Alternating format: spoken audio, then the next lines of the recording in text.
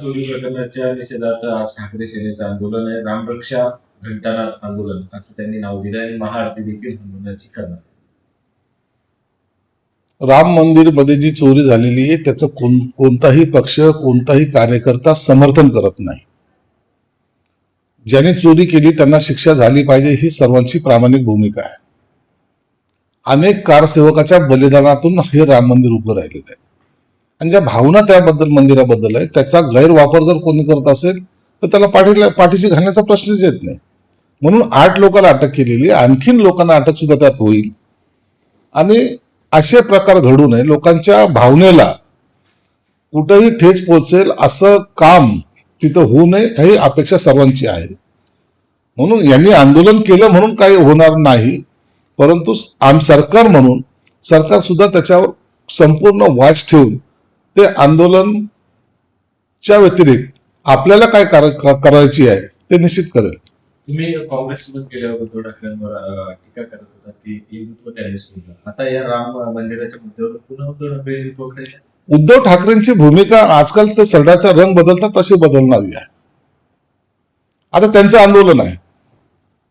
जर रामाबद्दल सर्वांनी जर आस्था असेल तर काँग्रेसने या आंदोलनात सहभागी झालं पाहिजे, शरद पवारांनी या आंदोलनात सहभागी झालं पाहिजे. मग तुम्ही एकीकडे रामावर निष्ठा आहेत किंवा आम्ही त्यांचे भक्त आहेत असं सांगायचं आणि आंदोलनातून पळ काढायचं.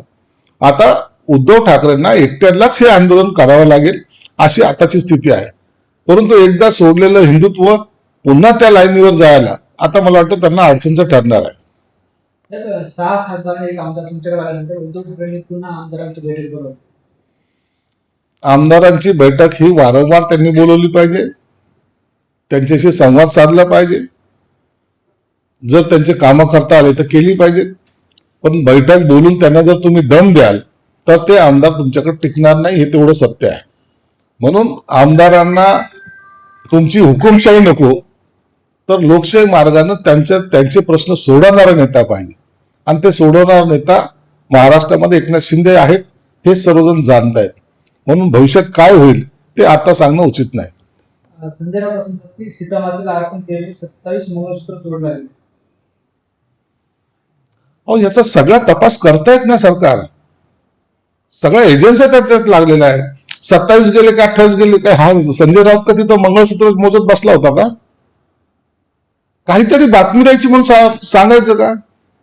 मग ते 27 कंप्लेंट धारक याच्याकडे आले आहेत का? कोणी वातावरणाला हवा देऊन त्याच्यात पेट्रोल टाकायचं काम संजय राऊत करतायत. परंतु चोरी झाली हे निश्चित आहे, त्याची तपास सरकार निश्चित करेल. तर यापुढे जाऊन संजय राऊत असं म्हणतात की रामाची आभूषणं लुटली आणि आता सत्ता गाजवतात त्यांचा बाप दुर्योधन असं म्हणतात. संजय राऊतला स्वतःच्या बापाबद्दलच जास्ती माहिती नाही. तो इतरांचे बाप काय काढतोय? रोज राजकारणामध्ये बाप बदलणारे हे लोक. कधी राहुल गांधी यांचा बाप होतोय तर सोनिया गांधी यांची आई होते, कधी शरद पवार बाप होतोय. म्हणून यांनी आपल्या बापाचा पहिला तपास लावावा, नंतर इतरांच्या बापावर बोलावं. रोहित पवार असं म्हणतात की सरकार विरोधात लढत असल्याने आणि सत्तेचा प्रश्न विचारत असल्याने काहीतरी मोठं होऊ शकतं. माझ्यासोबत मला त्याची मोठी किंमत मोजावी लागू शकते. रोहित पवार स्वतःला मोठं का करायला लागलं काय समजत नाही त्यांना. राजकारणामध्ये रोहित पवारला एवढं काही काउंट केलं जात नाहीये. पण आता माझ्यावर कारवाई होणार, माझ्यावर असं होणार आहे. अरे बाबा तू आहेस कोण एवढा मोठा? सरकारच्या विरोधात अनेक जण बोलत असतात का सर्वांवर कारवाई होते का? स्वतःचं मार्केटिंग करणं हाच फक्त रोहित पवारला धंदा राहिलेला आहे. म्हणून एखादं आंदोलन करायचं, स्वतःची मार्केटिंग करायची, सोशल मीडियावर यायचं आणि सरकारच्या विरोधात एकमेव मी काहीतरी लढतोय असं दाखवण्याचा जो प्रकार आहे आणि याच्यातून त्याला निष्पन्न काही होणार नाही आणि सरकार एवढं काही काम नाही की ह्याच्यावर कारवाई करेल. मी गल्लीतलं नाही तर राज्याचं राजकारण करण्यासाठी इकडे आलोय आणि वरळीतून लढण्याचा जर आदेश मला पक्षाने दिला तर मी नक्की लढेल. सचिन अहिर बद्दल काय निर्णय घ्यायचा ते एकनाथ शिंदे साहेब घेतील एवढं निश्चित आहे. सचिन अहिर हा वरळीमध्ये पहिले लोकप्रतिनिधी होता, त्याची काम करण्याची पद्धतही लोकांना माहिती. गेली 30 वर्ष तो या विधानसभा आणि विधान परिषदेमध्ये आहे. म्हणून त्यांचा राजकीय अनुभवाचा फायदा येणाऱ्या 29च्या निवडणुकीमध्ये कसा आणि कुठे घ्यायचा याचे सर्वस्वी निर्णय एकनाथ शिंदे साहेब घेतील. तर सचिन नाईक पुढे असंही म्हणतात की वरळीच्या संपर्कात कुणाचं नाव लिहिलं नाही, पुढे काय करायचं हे जनता ठरवेल. आदित्य ठाकरेंनी इशारा दिला नाही. एक लक्षात घ्या, सचिन अहिरने हे जे वक्तव्य केलेलं आहे याला मॅच्युरिटी म्हणतात. त्यांनी हे सांगितलं की वरळी हा सातबारा कुणाचं नाव नाहीये, म्हणजे त्यांचं सुद्धा नाहीये.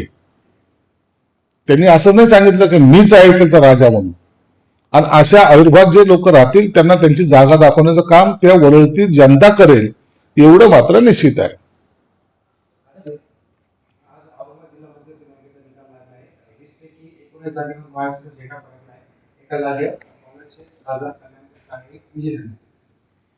आज जिल्हा मध्यवर्ती बँकेचा निकाल लागला आणि आम्हाला जे अपेक्षित होतं त्याच पद्धतीने आज पहिल्यांदा महायुतीचा झेंडा या जिल्हा बँकेवर आम्ही फडकवलेला आहे.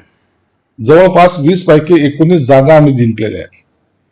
या निवडणुकीमध्ये आमचा जो काही विश्वास होता त्या विश्वास मतदारांनी सार्थ ठरवलेला आहे. आमच्यामध्ये शिवसेना, भाजप, राष्ट्रवादी आणि उभटाचे एक अंबादास दानवे हे सुद्धा आमच्या माहितीकडून लढले आणि ते सुद्धा विजयी झाले. म्हणून हा आमचा आजचा विजय खऱ्या अर्थानं ग्रामीण भागामध्ये जे शेतकरी आहेत त्या लोकांना दिलासा देणारा निर्णय आज झालेला आहे. भविष्यामध्ये त्या शेतकऱ्याच्या अडचणी कशा सोडवता येईल या माध्यमातून आम्ही प्रयत्न करू.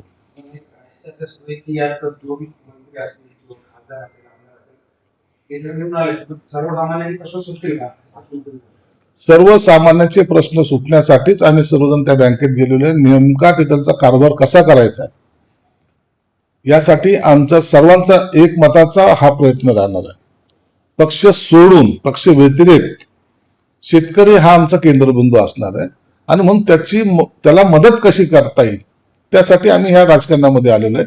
बँकेमध्ये येणं याचा अर्थच असा होतो की आम्हाला ग्रामीण भागाची नाळ आमची आणखी मजबूतीने जोडणं. शेतकरी कर्जमाफी टॅक्स भरणाऱ्या शेतकऱ्यांची यादी सरकारने मागवली आहे. टॅक्स भरणाऱ्या शेतकऱ्यांना कर्जमाफी मिळणार नाही. शेतकऱ्याची कर्जमाफी हे 2 प्रकार आहेत त्याच्यामध्ये. त्या दोन्ही प्रकारामध्ये जे काही रेग्युलर पैसे भरतायत किंवा कर्ज भरतायत तो एक आहे. एक टॅक्स धारक आहे ज्याला इन्कम टॅक्स जास्त आहे त्यांना कर्जमाफी मिळू नये अशा अनेकांची स्वतःची इच्छा आहे. अनेक शेतकऱ्यांनी सुद्धा बोलून दाखवलं की आम्ही इन्कम टॅक्स भरतो, आम्हाला कर्जमाफी 1-2 लाखाची आवश्यकता नाहीये.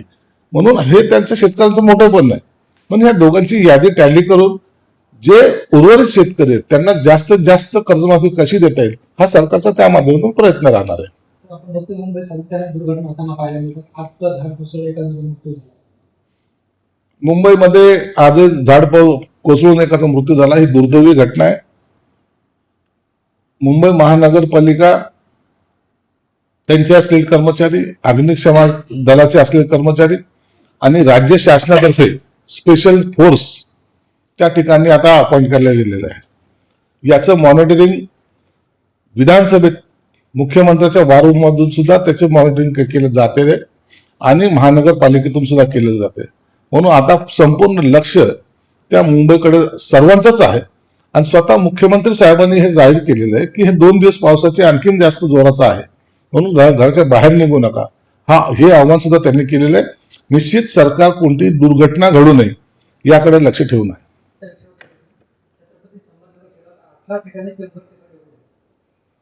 छत्रपती संभाजीनगर शहरात 18 ठिकाणी चंबरचे खड्डे उघडले. तातडीने आयुक्ताला त्याच्या सूचना दिल्या जातील. आजच्या आज ते कामाची आम्ही सुरुवात करून उद्या तुम्हाला ते तसे दिसणार सुद्धा.